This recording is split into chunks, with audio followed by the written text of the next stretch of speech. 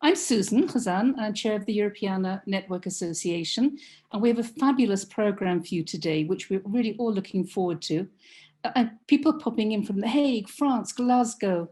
This is terrific. I love it. Romania, Sweden, a wonderful audience. And right now we have over 100 people. We're expecting a few more, but we'd like to start. And the program is very rich. And we have amazing speakers, and I'm not just saying that, it's really true. And I would like to, welcome you all. Tell a little bit about who we are. We're the Europeana Communicators, which is a specialist community in the Professional Europeana Network Association. And we all are made up of communication professionals from museums, libraries, galleries, and archives, and all across Europe, and as you'll hear today, and beyond.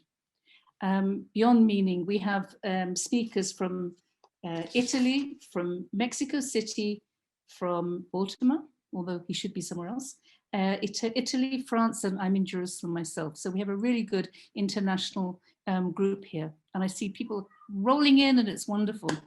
So back to who we are. We aim to strengthen the digital cultural heritage sector by promoting digital cultural heritage in action, and you'll see some action today. And we support each other to be, and I love this phrase, to be the best communicators, professionals that we can. It's a lovely phrase. And you're all here because you're presumably communicating yourself. This session now is being recorded. So if anybody has a problem with that, you can hide your name in the chat. We won't even know you're here or change your name. But we'd be very happy to hear from you, and we'll be watching the chat. And hello from Amsterdam. So please keep introducing yourself so we know who's out there. And please tweet. The hashtag is Europeana Communities.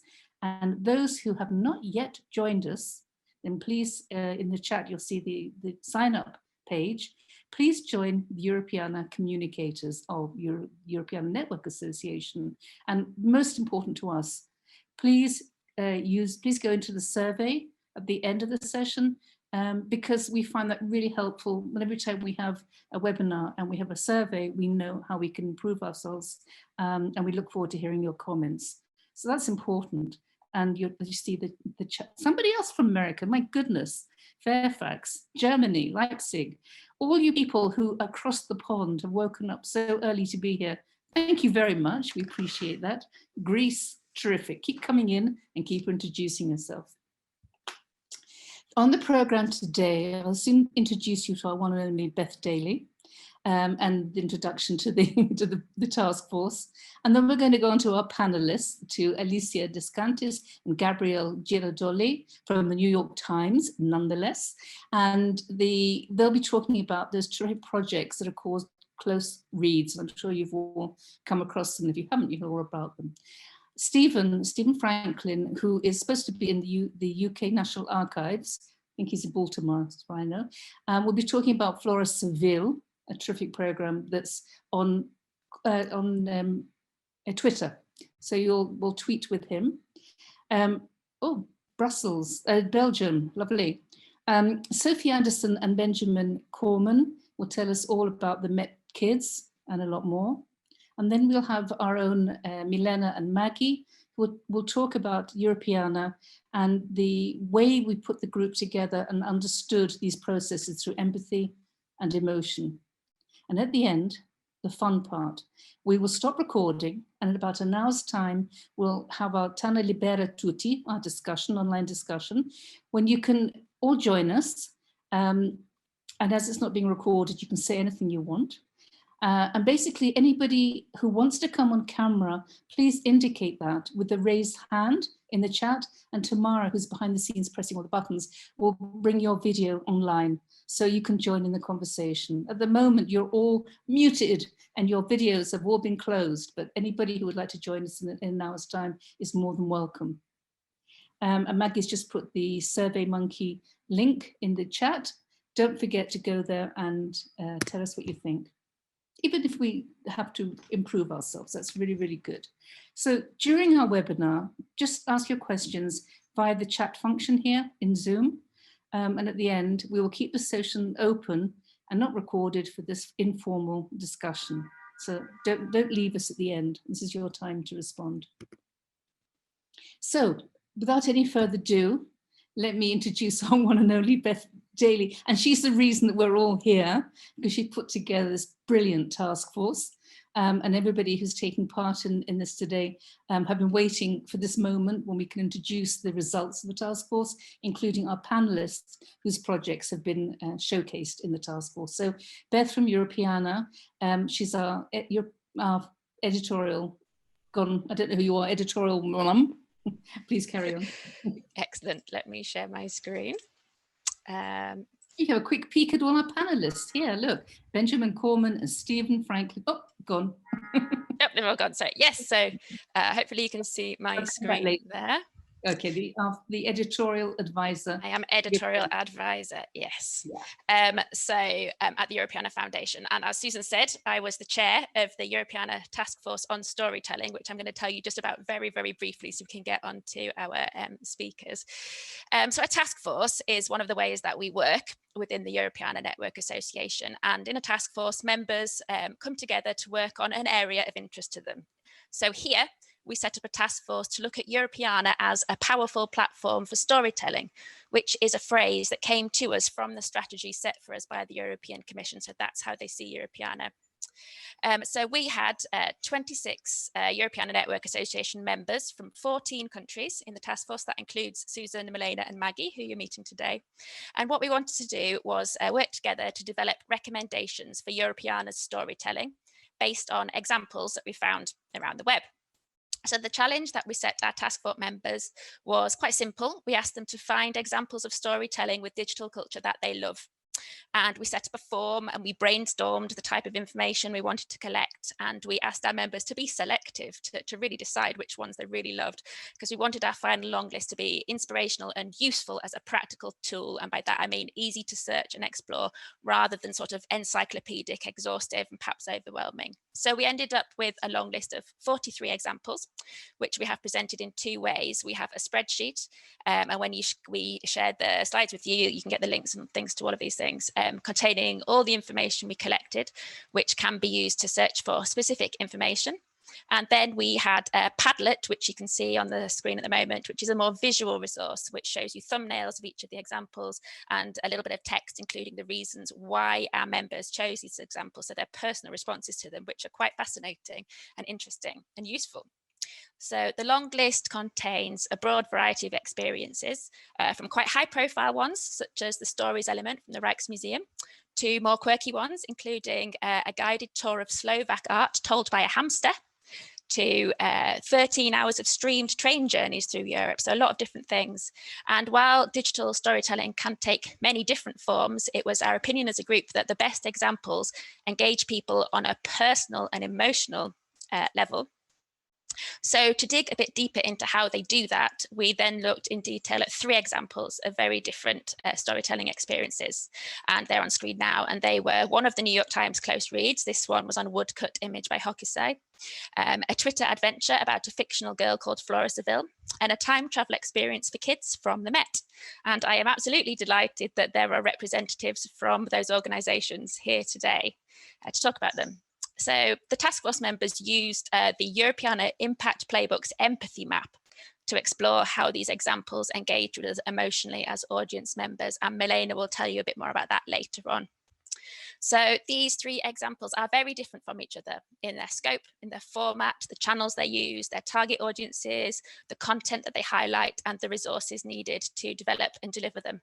And that's why we chose them, in the hope that somewhere in our learnings, there would be something useful for every cultural institution looking to improve their storytelling, whether they're hugely well-resourced or perhaps have more modest resources to work with. So what do they have in common, these 3 case studies? We came up with two main things. First is the use of language. So each example draws us in through its accessible language, and there's a real emphasis on personal and informal, and on language that's intimate, direct, and evocative. And the second thing is a joy of discovery, that each example draws out the audience's curiosity and actively connects them with the content. For example, by using media such as video or close-up images or a quest journey format. So from our work on those case studies in the long list, we developed 7 tips for storytelling with digital culture, and Maggie's going to share those with you later on. And we carried out this work from the perspective of audience members. So it really will be wonderful to hear about the strategies and the processes that were behind these pieces of work from our guests today. So without further ado, I will stop sharing and hand back to Susan to introduce those first guests. Thank you. You're on mute, Susan. This seems to be the statement that we hear more and more every day. You're on mute. Wish I could do that to my family some of the time. Okay, so I would like to introduce our guest from New York, which I think is wonderful that you woke up so early in the morning to join us. Gabriella Girardoli is the graphics and multimedia editor at the New York Times, lucky you. And his work combines art direction, design, and programming to create the interactive news experiences, which are marvelous. And Alicia DeSantis is a deputy editor in the cultural desk in the New York Times. She works with teams across the newsroom to produce multimedia and creative projects that speak, I like that idea, speak to the fields of art, music, dance, television, film, amongst others. So Gabrielle and Alicia will be speaking about the interaction, the way they look at art criticism in a new way. So over to you, and thank you for joining us. Hi, good morning or afternoon. I will share my screen.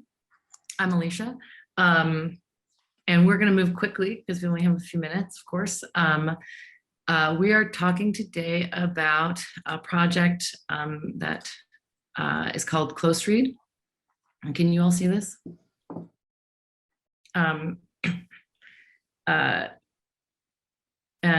Essentially, it's a project where we've done this about many works of art, where we focus on one single work of art.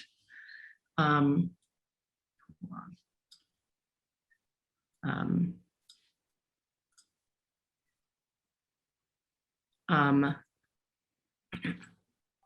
the piece zooms around this piece of art in order to tell a story about how to look at it. As you will see, this one is about hokusai. We've done it about all different kinds of things. I'm going quite quickly here. This is me. But we also include other kinds of art as well as a means of explaining the piece. And then we return to the image in the end.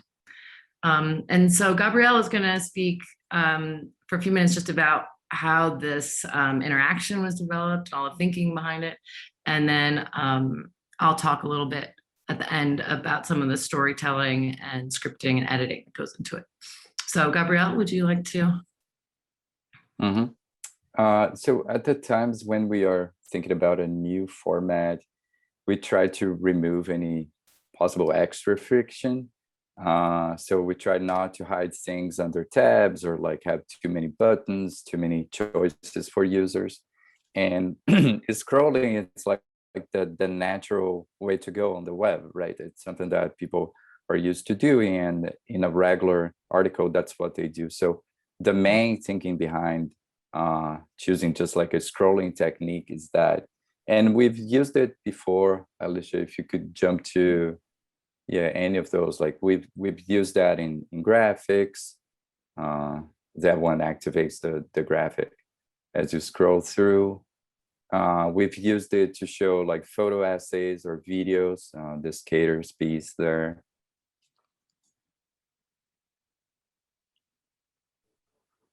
And we've also used it to more complex stories like the 3D one, which is a simulation of COVID particles inside of, that's the social distancing, also COVID related. And in the jargon of web design and news, that's called scrollytelling, which is basically telling a story with scroll, activating something with scroll. And we've also used the zooming technique before,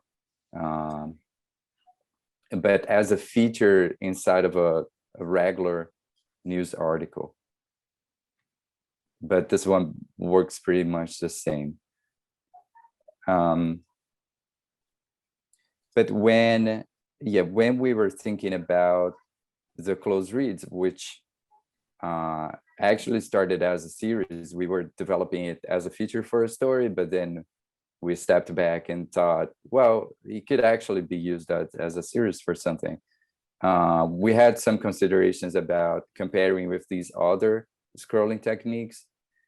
We had some considerations about how to frame things and how to jump right into the feature and make it feel more like a one thing and more like a video or a movie, if you will.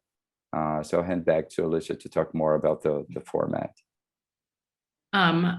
Yes, so as I've been moving this is all, as Gabrielle said, it's scroll. So I've been scrolling this whole time to move it around. The nice thing is that you can take as much time as you want, you know, in this frame, and then you can move it whenever you're ready to do that. So it does allow people to go at their own pace. And so Gabrielle and I, yes, we thought this would be an interesting way to think about having the entire story rather than element in a story, do the entire story in this format, where at all times you have the image and you have the text at the side. And so I work often also in video at the times. And so I would compare this editing process and the sort of thinking about the way that we approach the storytelling here is much closer to a video than anything else. It's almost like voiceover as you're moving past a set of images, and that affects the story as well. So for example, something that in a traditional story might be one, you know, short paragraph describing the piece, in this format takes quite a long time, right? Might take many scrolls, right? And likewise, if you want to, you know, in a story, if you want to do a long couple paragraphs about biography or history, in this mode, you know, we need to come up with other kinds of imagery that isn't just wallpaper or background, but that feels still continuous with the visual, you know, story we're telling. But it means it has to be quite abbreviated. All of that, those other kinds of moves, you know, or are dependent upon how much material we can also draw on. The timing of that has to be quite compressed in this format. So these are considerations that, you know, come up as we're working with Jason Frago, who is the writer who we work with on, particularly in the art pieces. As he is even considering also like which pieces of art will be most suited to this format, because it's not really every single kind of art that is going to, you know, sort of be elucidated in this way. And I will, so as Gabrielle pointed out, we've tried different kinds of versions of this in the past. So here is an example of a piece we did several years ago that was similarly focused on one piece of art. And instead we used, you know, just embedded images and smart crops to make comparisons, to zoom in, and to work to explain, you know, a single piece of art. And so I think that's another one of the things that I think is really learned in this mode when we were doing these ones, is that it's really important if you're trying to explain a piece of art. This is another thing that goes into the kind of thinking about what we really what kind of moves we want to make, is to include things that are like it, to include comparisons. And in a traditional story, in a traditional review, or, you know, really in most stories that are written about art, whether it's music or film or art itself, if you're doing a review, of a Picasso show, it's very rare that you'll also include in that review images by Picasso or by other people that are not in the show itself, that are not part of the universe of the particular thing that you are reviewing or speaking to. Maybe you will hot link out to a, you know, movie reference or whatnot, but you're not going to actually put that in the piece itself.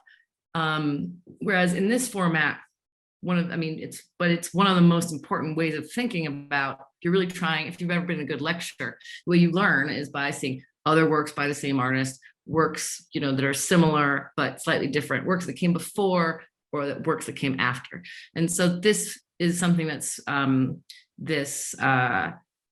you know, the design, the conception of this piece allows for those moves to be made. And I think that's also part of the sort of, and that doesn't require zooming. You could do that in any other kind of format as well, right? We could do that in this kind of format. But the idea behind the writing of it is that it has room for that kind of reflection.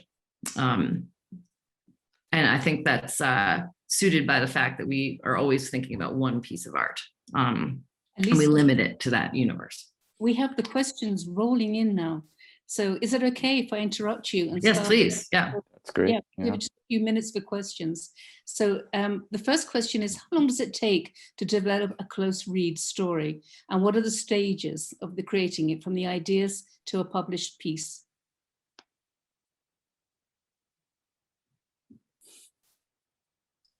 Sorry, did you hear me? Yeah. Yeah, sure. Sorry.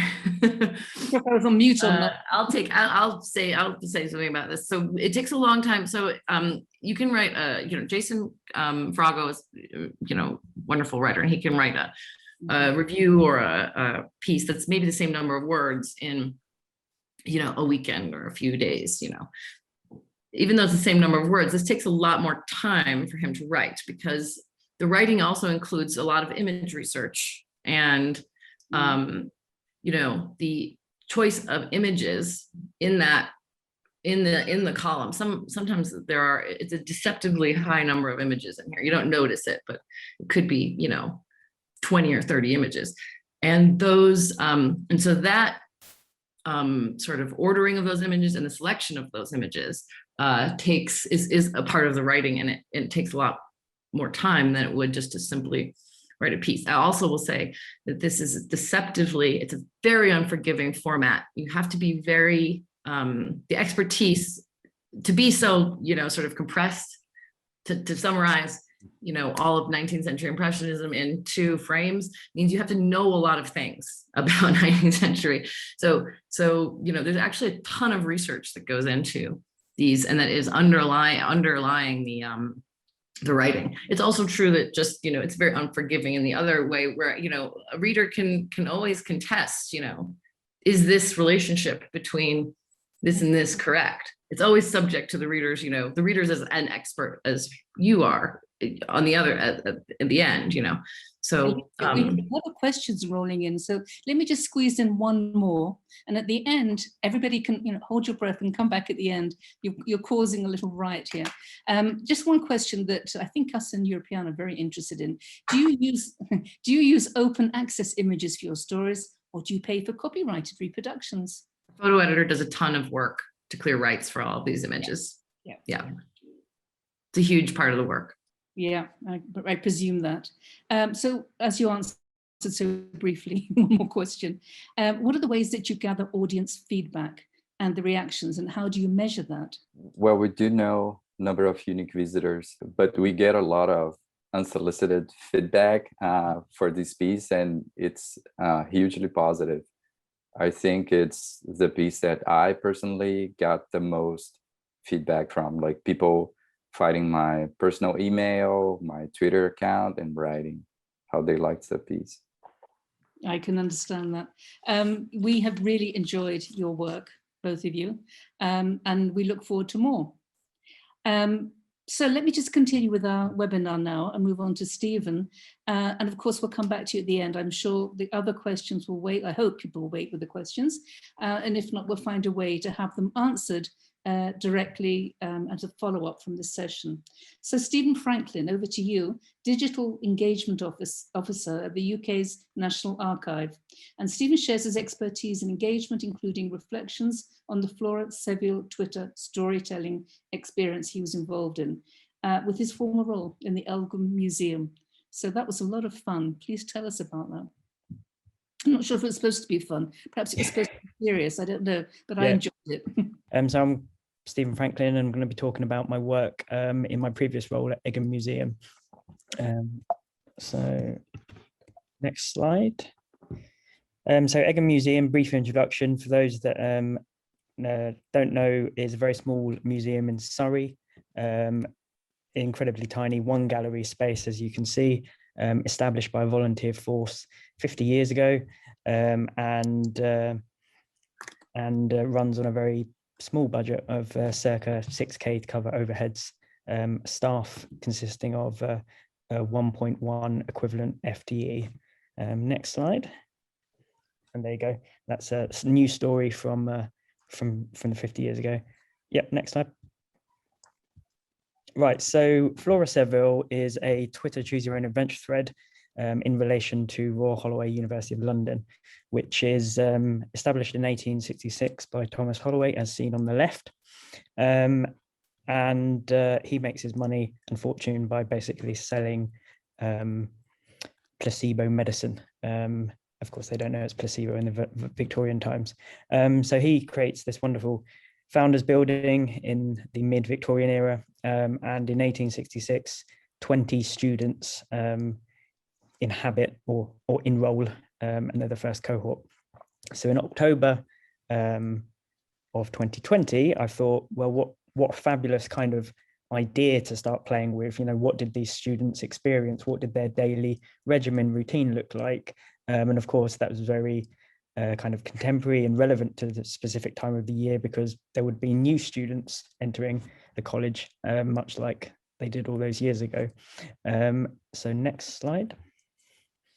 So the idea was that we do a choose your own adventure, and most of the research was already widely known. So for this book here is where I drew it from. And I think most of the research came to no more than a half a page full of bullet points. It sort of said 8 a.m. they attend attend religious service, 10 a.m. breakfast, so forth, so forth. So the challenge was really, how can you turn what is fundamentally quite boring into something really interesting and evocative and engaging? So then that leads us to our next slide, which is the choose your own adventure. Now, you know, spoiler alert, unfortunately, I wasn't the person to come up with the choose your own adventure style for Twitter. Somebody actually beat me to it in 2019 on the left-hand side with this, can you survive being Beyonce's personal assistant? And that got huge attention. And then in between time, other kind of heritage organizations have done similar. So you've got the Tower of London example there, and you've got a National Trust property. So the next slide. But I thought, you know, it hadn't been overdone yet. So there was still an opportunity to play with the model and see how I could use the local heritage and my own local knowledge as a way of exploring this history and playing around with it. So the choose your own adventure Flora Seville thread was born. And as you can see on the right-hand side, you have the opening tweet there. And then on the left, the adventure begins. So next slide.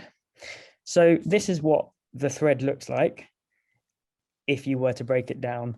It is in total 72 individual tweets or 27 separate threads that are all linked together. In terms of my planning, what did I do? Well, I had to take the core research, i.e. their basic day, and then create a story or an adventure around it. So, you know, we begin to run into issues of, you know, fact versus fiction, and what problems and issues that raises ethically and morally, etc. Maybe not morally, but you kind of get my gist. Now, the orange highlighted box you'll see on the left-hand side is the box that basically says you got caught by the principal, and then the fun box at the bottom on the right-hand side is like, congratulations, you got to the end of the thread. Now the thread is quite clever in the sense that there's actually 3 possible endings. 1, you get caught by the principal. 2, you, and spoiler alert, you join a underground suffrage organization. Or 3, you decide that you're not interested in breaking any rules. You just follow the rules throughout the day and you go to bed as planned. So, you know, there are different ways in which your day can end. Next slide, please. So a few stats. Bearing in mind that Egham Museum at this point only had about 3,500 Twitter followers, quite small in the grand scheme of things. The singular tweet generated 887,000 impressions, 60,000 total engagements, 2,000 profile views, and over 5,000 likes. Next slide. And that's kind of what the to get a sense of what those figures meant for actually the impressions on the account over the course of 2019 and into 2020. So you can see had a massive impact. Next slide. So in terms of feedback, I'll concentrate on the right. So I think everyone said it was engaging and interactive. It had learning benefits. I mean, the fact that I'm here kind of constitutes and kind of proves that. An innovative use of the platform, although I kind of said it has been done before, it still hadn't been overdone, so it was still considered to be quite new. It tapped into people's connection with the local institution. So for all those alumni, they had recreate their first day. For all those current students, there was a way in which they could engage with it. For members of staff, they could also engage with it. And the last thing was that there was also a potential vehicle to communicate research more generally, or actually you could use it as a quite an effective way to or a different way in which you could to explore learning and that sort of thing. And then on the left hand side, in terms of time, well, Adam Kazari, famous for making a big sheep go viral from the Museum of English Rural Life, you know, quite rightly points out that whilst the amazing thread is amazing, we should all appreciate it, that actually there is a lot of work that goes into it. So, you know, 2 hours of me reading that book, no great harm, but then the 8 hours of pulling together the flowchart that you saw, also creating the story, and then the 2 hours late at night spent in the middle of the night to ensure that nobody saw it and everybody woke up to this polished, glamorous thread. You know, so 12 hours all in, quite a chunky investment for a piece of social media content that could fall flat on its face. Next slide, please. So then we get into the issue of fact versus fiction. So Flora Seville was not a real student. Is that an issue? I would say no, but some might say I could have used a real student. I think the fact that I didn't use a real student gave me more creative license. You know, I wasn't trying to recreate you know, a factually accurate day. But there are lots of elements that are real. So the teachers and classes are accurate. On the right, you'll see an image of the principal, Miss Higgins. That's her actual. The building geography and campus layout is true to history. Although Royal Holloway didn't have a suffrage organisation, or it did have a suffrage organisation much later, there's no evidence of one in 1887 as the, so that's another kind of play. And the opportunities to break the rules and interactions with students are also fictionalized. But again, does that really matter? I'll let you be the kind of judge, and maybe this is something we could talk about in questions. Next slide, please. So then my final thoughts. So I think in terms of social media, the current direction seems to be increasingly moving towards users creatively engaging with content. The idea that you can just post something and people will just passively consume content, I think is becoming a little bit dated now. You know, in this particular example, where they can choose their own adventure, offers a chance for people to create their own bespoke kind of, you know, experiences. They can redo the thread and they can repeat it so many different times, so many different ways, and you can explore my work as many times or as little times as you want. I wanted to include this next point because I think this is the reason why we're all here. Doesn't matter what technology you're using, story is always going to be king, and technology will only ever make a good story better. But without a good story, all the wizardry in the world, it's, you know, you can't plaster over cracks. So you know, we need to be able to remember that story is king. Something else to consider: was the thread successful because it gamified an experience that we could all relate to? Whether you know Royal Holloway or not, we've all broken rules. We've all, we've all been to, university. We've all been to school. We've all had that first day experience. So was the relatability something that made it successful? And how important is relatability to digital content and storytelling? And then where is the line between fact and fiction? What can we make up? Is it context specific, or are there certain things that you can make up if your primary objective, in my case, was to get across what the daily routine would have been like? And then lastly, I think we need to understand that actually there is an art to good digital storytelling.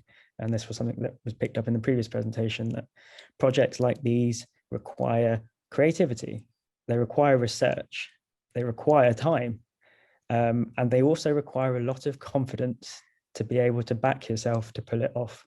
But if you are confident enough and believe you have, either as an individual or as an organization, all of those four attributes, then there are plenty of opportunities in the digital sphere to do good digital storytelling. And that is the end of my presentation. Thank you, Stephen. You kicked up quite a Twitter storm there, it seems, but I don't think 12 hours is such a terrible investment. It doesn't seem very much for what you gained out of it. I think it's terrific. And I think you're very much entitled to your poetic license. I think storytelling does this, it stretches reality, let's say. And sometimes with a wink of an eye, you can just sort of explain, what you've been trying to do. And you put the suffragettes into focus, which is always a good thing. So the first, we have time for one question. So what other social media activities do you have planned, or are you working on for or from Flora? So, I've recently also done another Choose Your Own Adventure for the National Archives. That is far larger than Flora. So yes, that's another thing that I've done. But I don't want to be a one-trick pony. I think, also looking at the ways in which other social medias, so TikTok, for instance, and Instagram, and the way in which we can use video and get people to respond creatively to video could be another, or it seems to be the direction in which organizations are taking creative digital storytelling, and that would be something that I'm interested to consider further. Well, we'll keep an eye on you and see what you're doing. And us storytellers all around the world, no doubt gaining from this. So thank you. And any more questions for Stephen, we'll have in our conversation at the end, because they're sort of rolling in, but I'd rather move on to Sophie and Benjamin. That's okay with you? Thank you. Sophie Anderson is the head we're moving to the Met, and this is always exciting for me as somebody who worked in a museum for many, many years. And I've always looked to the Met to see what they're doing first, and then our museum, the Israel Museum in Jerusalem, kind of copied. So it's always been our guiding light. Sophie Anderson is the head of digital content, and Benjamin Corman is producer and editor of digital content at the Metropolitan Museum of Art, New York. And they'll reflect on MetKids and tell us about some of their latest engagement activities. So thank you, Sophie and Benjamin. Hi, good morning, everybody. And good afternoon to everyone around Europe and further out east. First of all, can everybody see the slides? I should have shared my screen with you all. Perfect, okay, great. Perfect. So thank you for the lovely introduction. I'm Sophie Anderson, and I'm here with my colleague, Benjamin Corman, and the two of us are really happy to talk to you about MetKids today. MetKids is an award-winning website and content program for kids aged 7 to 12. It launched in 2015 as the first dedicated kids hub at the Met. It was really conceived, I think, sort of as an ecosystem, a website, a video series, and play-led experiences that were truly co-created with kids. There were over 175 MetKids advisors from around the New York area and the world who helped to dream up the concepts and then make and test the content. To be transparent, most of our colleagues who in education and digital who conceived of MetKids have since moved on from the museum, but they left a legacy of a website and content that was uniquely informed by kids and shaped by adults. MetKids is really about learning through play and creating independent learning through storytelling across multiple modes and media, so that kids can feel empowered to talk about art and to know that museums are a place for them. What we could not have anticipated, of course, was the role that our content in this community would take on for millions of people around the world in this last year. But I'm getting ahead of myself a little bit, so let's start by taking a look at some of the storytelling strategies. So the first up is a map, and the first thing you'll notice about this map is it's not really a traditionally useful map. It translates blocks of the museum, often an austere seeming or unwelcoming building, into sort of a playful, where is Waldo, choose your own adventure experience. It's not an orientation or a guided experience. It's more like a scavenger hunt where looking and the fun of discovery is part of the experience.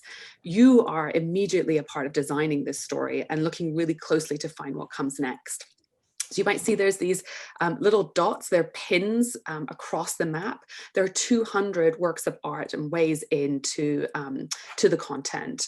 So moving on, there are special kids labels full of interesting facts. There are creative prompts for activities at home, word definitions, and related videos. And as you can see, I've got here one of the quotes from our kids advisors who were really, as I said, closely involved in designing this.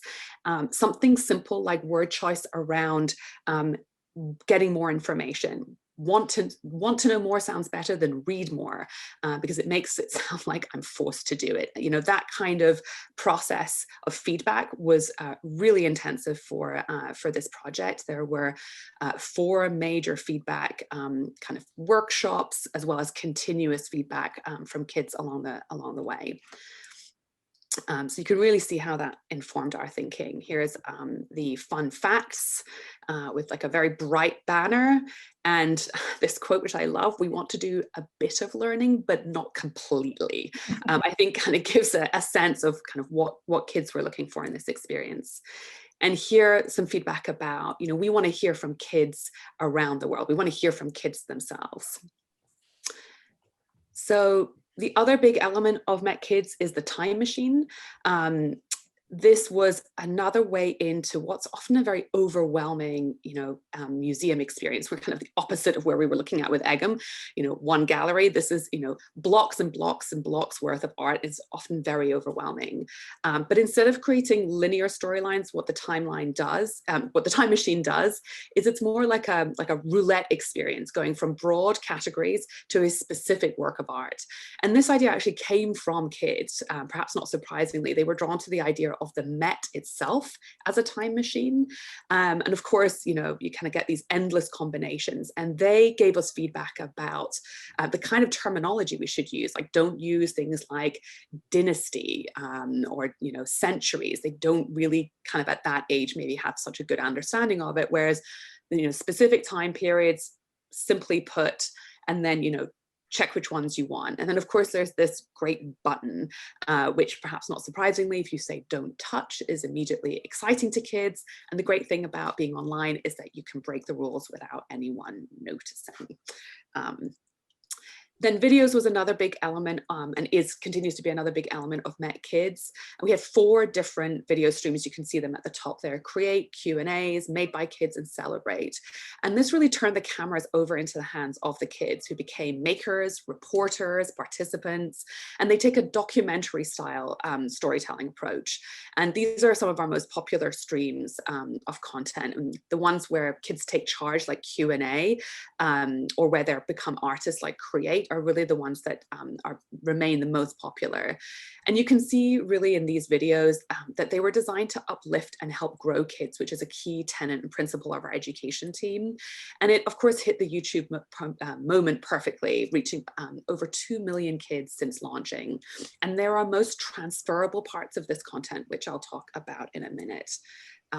This is another kind of part of the ecosystem. This is the MetKids Create series. So more than just storytelling though, MetKids is a community building effort, and it's designed as a community of kids advisors and makers, as you've heard about, but also the caregivers and educators and families of kids. So making content's only really one part of our strategy. As we all know, we often make great stories that languish on our websites. And the Met team really built up subscribers at events like Museum Mile, which is a big event in New York every year. We had creative labs with storytelling and animation, and helped keep kids and their families engaged with monthly newsletters and articles. But when I joined the team a couple of years ago, I noticed that most of our audiences for these, the newsletters and the website, there were a lot of educators and teachers. And we've since been reflecting on how to really reach those audiences. One challenge for us is that the website was designed, the sort of hub idea is challenging. You constantly have to acquire new audiences as the kids in particular age out of the target audience. And we're now really looking at this idea of community with a wider lens and disseminate our content on other platforms. So we now put our MetKids content on Flipgrid, which is a Microsoft educational platform that reaches millions of kids around the world. But as you can see, audience engagement is really a primary driver for us as we're thinking about our content. We know that the website and content piques interest for kids and first-time visitors. It helps repeat visitors as a resource for art, and it inspires kids and families to come to the museum. But as a remote experience and tool, the site really came into its own during the pandemic with a huge demand for online learning and kids entertainment. As you can see, massive, almost 100% increase in traffic. And that was kind of similar to some of other areas of our website with evergreen content. This huge interest has spurred renewed creativity around content from MetKids. Unfortunately, though, the site is built as a microsite, which has limited our current team's ability to evolve the structure. Sort of technical note of caution: if you're looking to make flashy interactive sites, don't make a microsite. But the team has used this time of many constraints to innovate beyond the walls of the museum and build on our success with MetKids to reach new audiences and to think about storytelling. So I'm going to hand you over to Ben, who's going to talk a little bit more about what we're doing now.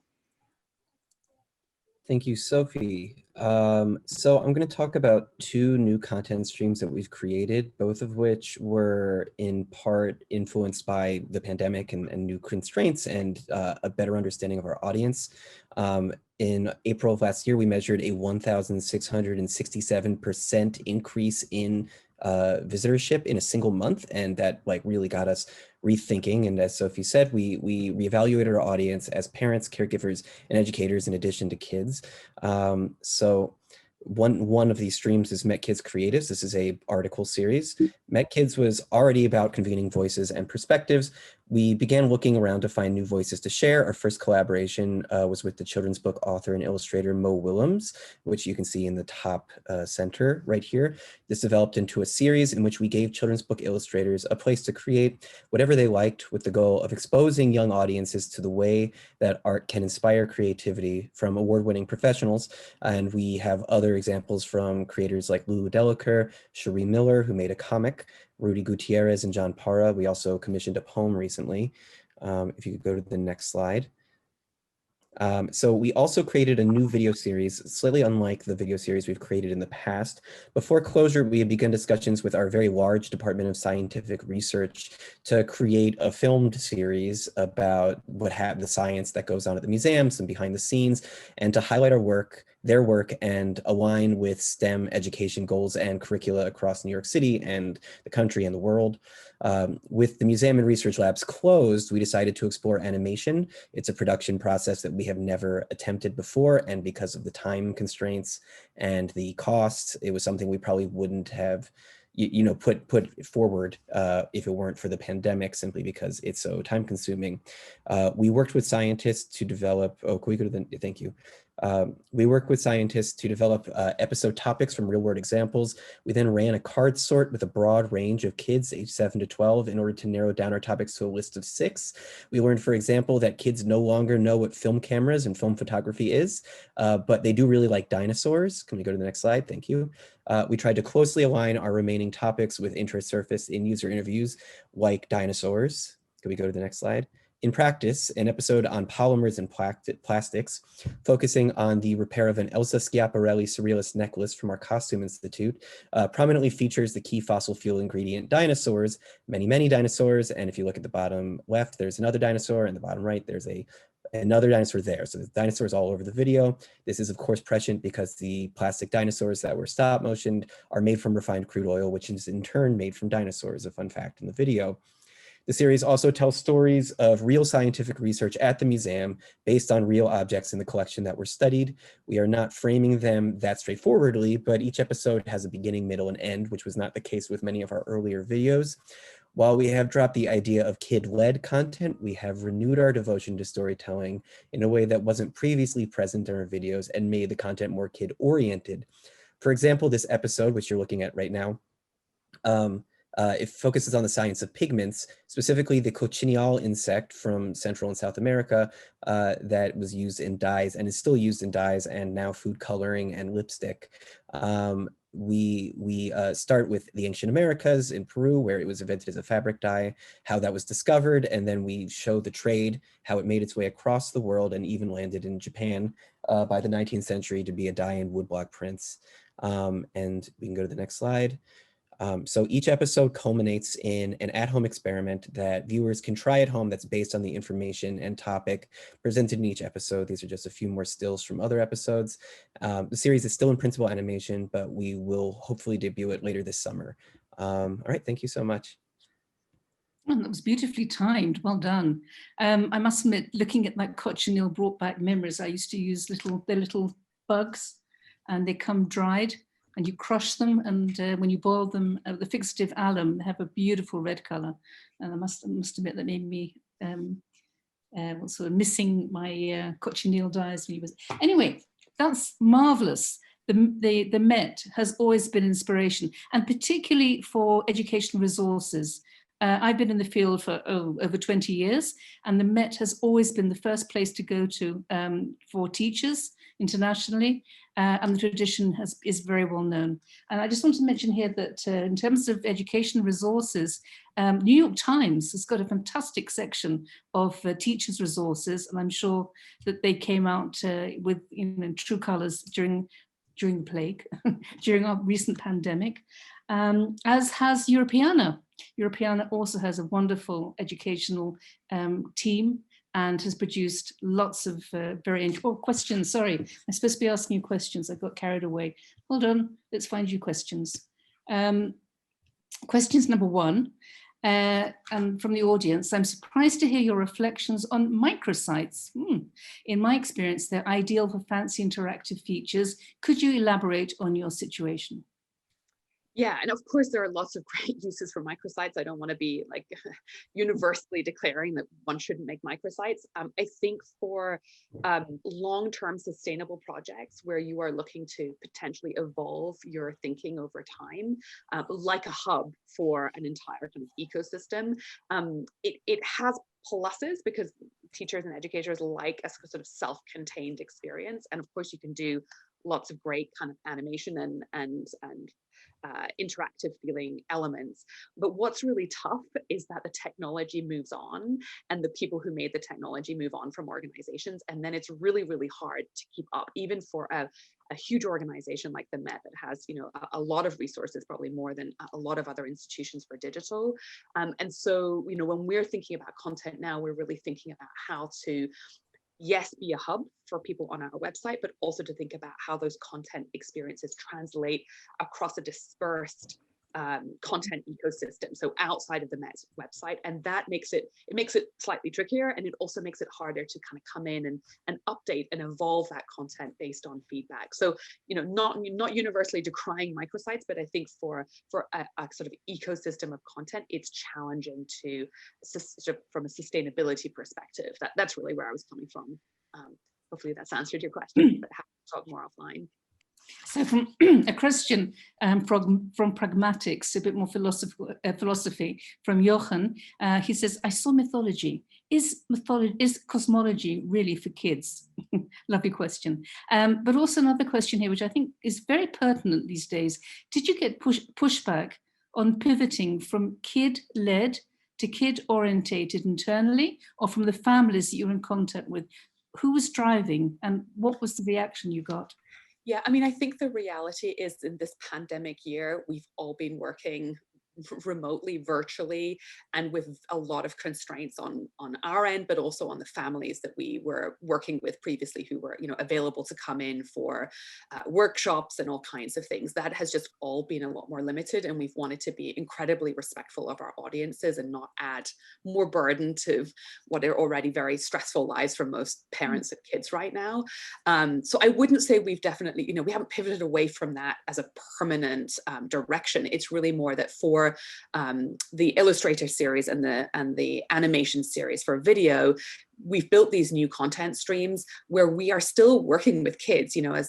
As Benjamin mentioned, we're still workshopping ideas for the STEAM series with kids. We're just not doing it kind of with this big cohort of advisors and in the kind of workshop style that we were able to do when we were able to do things on site and really kind of, we were in a very different environment. So I think in general, we were looking to evolve some of the video concepts even before the pandemic, but this kind of, as Benjamin says, very intense animation process where we're commissioning from a professional animator as opposed to kind of a homemade on-site in our labs animation, which was what we used to do before. Those MetKids Create videos were made on-site at the museum. That just wasn't possible during the pandemic. So that's really where that thinking has come from. Thank you, Sophie and Benjamin. It's very inspirational, I have to say. And I'm going to hand over. We have more questions for you both, but we'll have to wait till the end, I'm afraid. I'm going to hand over to our Europeana team now. Milena Leto, she's one of our task force members, and she's an English teacher at the Polo Liceale P. Aldi Croceto in Italy. And Milena helped coordinate our work in 3 case studies. And I think she will then hand on to Maggie, the Europeana Foundation's Content and Exhibitions Coordinator. So let's go over to our Europeana team. Thank you so much, Susan. Hi, good afternoon, everybody. So after having been watching all these amazing examples of digital storytelling, we can sure agree on the fact that a digital storytelling is strictly connected to emotions and the feelings about the story it presents. And emotional engagement is important for a better understanding of how much the storytelling experience is well structured and effective in capturing the user's attention. So why did we use an empathy map? The empathy map was used for identifying the emotional engagement we felt and to discuss about how the digital storytelling experience made us feel, to inspire open conversations and to gain a deeper level of audience understanding. So this is the reason why we use an empathy map. But what is it? Basically, it's a grid. Can we move to the following slide, please? Now you can see, well, basically it's a grid that invites users to reflect on the most common feelings useful for qualifying their emotional engagement while looking at it. So it's made for collecting sticky notes, and these sticky notes should carry reflections on each grid regarding thinking and feeling, seeing, saying, doing, here, all the most important feelings that a human being can just feel. And it's important for collecting all the reflections regarding these emotions in order to understand the main aim, the main idea that the digital storytelling would have carried on, and if it succeeded to convey it to you, the users. In the next slides, you can see a complete grid of digital storytelling. Can we please move to the following slide? Yes. And you can see all the sticky notes carrying these informations, these feelings, these opinions. And the main idea was just to collect all these informations for obtaining the main idea about the feeling that the users can feel while looking at the digital storytelling. So why was it so useful? during the study, the case study of our task force. Can we please move to the following slide? Thank you. Well, it was useful, of course, for the emotional engagement study to understand how a digital storytelling creates an emotional engaging experience. It was useful because it helped with empathizing with others and trying to project ourselves into the storytelling experience. And of course, these ideas were collecting, coming from the knowledge-based experience in the people's minds, examining the digital storytelling. Well, I know that a video will follow this little presentation, and Maggie will do it. Thank you. Thank you, Milena. Can we move to the next slide? Yes. So hello, everyone. My name is Maggie. I'm a content and exhibition coordinator, and I was a Europeana Foundation representative in the task force. So continuing with Milena's thoughts, after the storytelling task force analyzed the case studies through the empathy map, we put our conclusions into a set of recommendations. And as part of these recommendations, we wanted to provide something very specific and useful for the cultural sector. We wanted to provide guidelines that can be universal for different types of cultural institutions, as well as different types of digital content and formats for all types of storytelling. And what we came up with is what we called 7 storytelling tips for cultural heritage. And we are publishing these tips in the different formats, including the video. And you will be the first audience to watch this video, which features a very international cast of our task force members. So I hope you will enjoy it. Tamara, please roll the tape.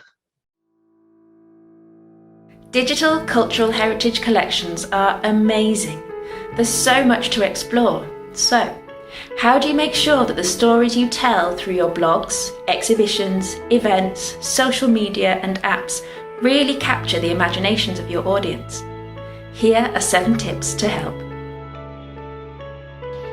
Histórias pessoais trazem o passado para a vida. Pensa como podes apresentar experiências pessoais e mergulhar no significado humano de um evento ou de um objeto. E lembra-te, deves ser sensível aos contextos sociais e culturais das diferentes audiências. כולנו רוצים ללמוד ממומחים, אבל זה לא צריך להיות משימה. בחר שפה נגישה וימנע מג'ארגון איפה שאתה יכול. בנוסף להיות מומחה ומושכל, אתה יכול להיות גם ניסיוני ושובבי. Porta alla luce il patrimonio nascosto. Riesci a trovare storie che non sono state raccontate altrove? Considera chi manca nella foto. Cerca gemme nascoste. Le collezioni digitali ne hanno molte. Il tuo pubblico può essere una fonte di idee? E anche i tuoi collaboratori? Digitale culturele collecties zijn een geweldige bron voor beeld. Onderbreek lange teksten of verhalen met afbeeldingen, video's of audiofragmenten. Gebruik hoge kwaliteit afbeeldingen en nodig mensen uit om erop in te zoomen en nieuwe dingen te ontdekken. Experimenteer en speel. Να προσκαλέσετε τους επισκέπτες σας σε ένα προγραμματισμένο ταξίδι. Επίσης, η πλοήγησή σας πρέπει να είναι απλή, έτσι ώστε να ξέρουν οι ίδιοι πού βρίσκονται. Και δώστε τους τις οδηγίες όταν μπορείτε. Ενώ βοηθήστε τους εάν δεν είναι δυνατόν να τους δώσετε συγκεκριμένες οδηγίες. Jede Geschichte braucht eine Handlung. Gibt es ein besonderes Bild, Zeichen oder ein Ereignis, das den Kern deiner Erzählung gut beschreibt? Verbinde die Details deines Themas miteinander zu einem großen Ganzen. Es ist wirklich so, persönliche Geschichten und gut ausgewählte Bilder sind sehr hilfreich. Le storie relative al patrimonio culturale devono essere basate sui fatti, ma non temere di utilizzare parole, immaginari o approcci descrittivi ed evocativi. Invita lo spettatore ad utilizzare la sua immaginazione. Prende in considerazione tutti i sensi. Audio e video possono essere un valido supporto. E divertiti. Want to find out more? Go to bit.ly, that's bit.ly/Europeana Storytelling.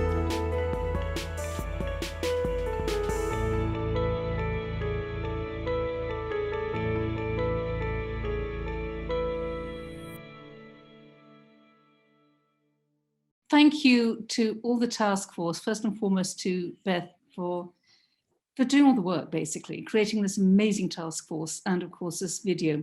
Anybody who knows or recognizes all those languages and gets them right in the chat, 7 languages, if you can guess them correctly in the chat, then Beth will give you a prize at the end. It was such fun working with you, Beth. It was absolutely wonderful. I think that video is rather nice. So I want to thank everybody in the task force for making this project happen. And thank you today to all our wonderful presenters. It was, I think, was really great, but we're not finished yet because we would like you to stay on. There's plenty more questions and we want to have our conversation. But Gabrielle, Alicia, Stephen, Sophie, Milena, Maggie, just thank you for coming today and sharing with us your experiences. It made a great, I think it's a great webinar.